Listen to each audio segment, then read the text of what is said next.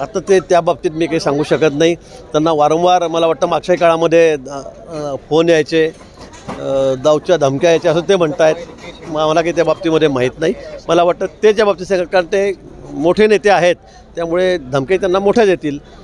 त्यामुळे मला त्या बाबतीमध्ये काही अधिक सांगता येणार नाही। पोलीस यंत्रणा मला वाटतं त्यांनी तक्रार केली असेल तर ते तपास करतील।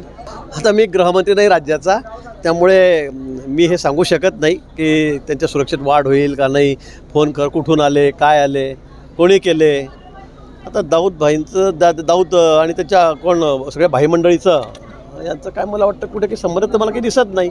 पण असे कसे काय फोन येतात मला हे कळत नाही। कुठून आला, आफ्रिकेहून आला का?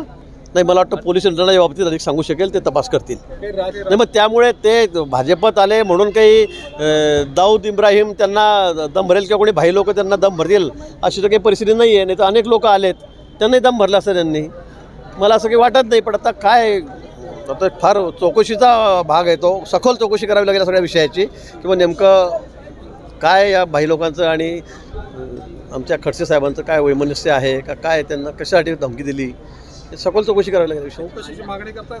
नाही, मी नाही करत, ते खडसे साहेबांनीच करावी, नाहीतर अजून त्यातून काहीतरी वेगळ्या अर्थाने काढतील। त्यामुळे त्यांनीच मागणी करावी, त्यांनीच पत्र द्यावं गृहमंत्र्यांना, मुख्यमंत्र्यांना, आणि त्यांच्याकडे डायरेक्ट वरती